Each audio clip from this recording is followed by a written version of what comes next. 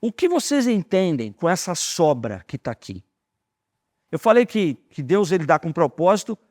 O que vocês entendem, então, que se Deus dá, não com suficiência, e aliás, quando você pede, Deus me dá o que é suficiente, é uma oração egoísta. Suficiente para você, né? Você paga suas contas, acabou, e aí? E a necessidade de outros. E quando eu falo necessidade de outros, eu estou falando de necessidade da sua própria casa também, né? Certo? Vamos lá. O que vocês entendem com esse excedente, com essa sobra, que a Bíblia diz que a prosperidade dele faz? E aqui, ó, eu estou sendo muito direto, isso aqui está falando de dízimo, hein? Isso aqui está falando de dízimo, o que acontece como resultado de dízimo. Não é entregar dízimo, copiar quem faz isso. É entender, ter a revelação de Deus. Senão não dê 10% se você não entender o que é o dízimo. Mas se você entender, é isso que acontece.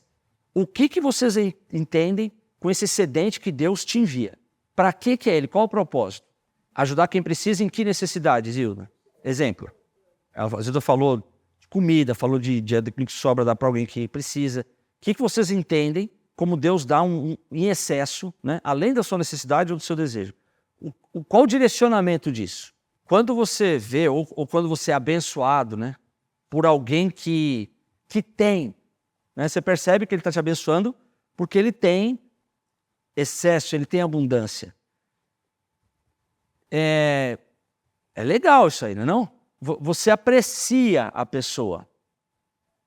Então, peraí, eu posso querer isso também, não é não? Porque assim, o fato de você poder abençoar, isso é bom. Por que eu estou dizendo isso? Um discurso, uma mentalidade, assim, não, para mim só o suficiente, é uma pena que eu não posso ajudar, né? Sabe, essa resignação, né, nessa condição de que, não porque eu sou brasileiro, né? Não, porque, olha, eu não tive estudo, não, porque, olha, eu não tive oportunidade, então eu não posso abençoar. Isso não é uma verdade, não existe uma restrição de você ser um abençoador. Por exemplo, o que eu estou falando aqui nesse Malaquias 3:10, é um segredo só para quem veio aqui de quinta-feira, não é não? Eu estou falando o seguinte, dízimo, quando você entende o que é dízimo, acontece isso, não sei o que estou falando, está na Bíblia. O dizimista tem como resultado as comportas do céu, de maneira que os teus celeiros não vão poder guardar. E você vai conseguir, você consegue direcionar, você consegue abençoar outros. Então todo mundo, gente, pode ser um abençoador, é isso que eu quero dizer. Porque o abençoador não é o cara que tem um estudo apurado, que ele teve oportunidades na vida. Não, o abençoador é esse aqui. José do Egito, gente. Ele, vamos calcular, em 1 hora, ele virou de um detento, de um prisioneiro, de um sentenciado ali, a governador do Egito, hein?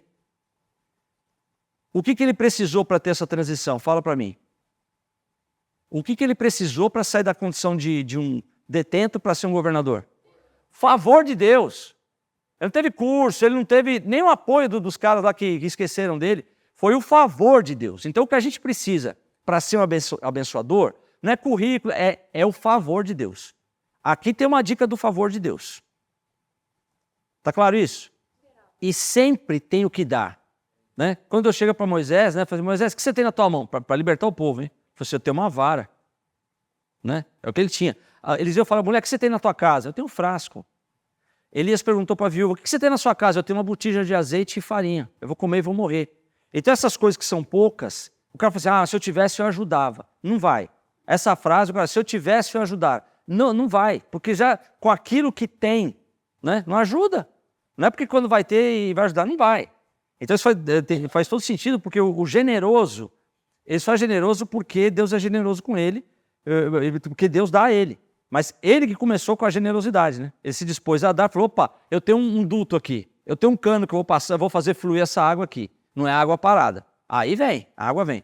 E eu vou querer, baseado no que o Carlos falou, Deuteronômio 8, isso é muito importante que ele falou. Vou ler só 2 textos aqui, que está no 17 e 18, que diz assim, Deuteronômio 8, 17 e 18. E digas no teu coração, a minha força e a fortaleza do meu braço me adquiriu esse poder.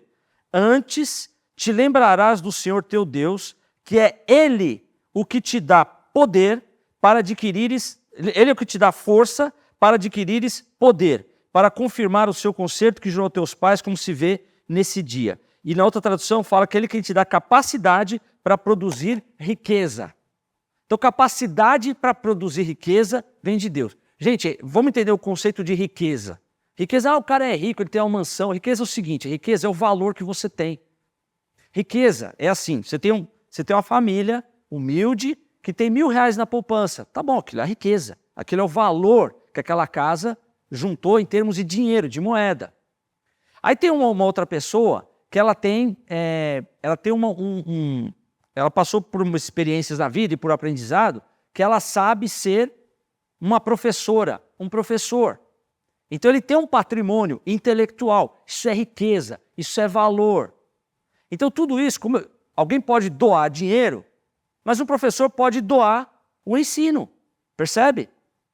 Então isso é riqueza, são os valores que você tem na sua vida, que Deus te deu capacidade para juntar, para ter.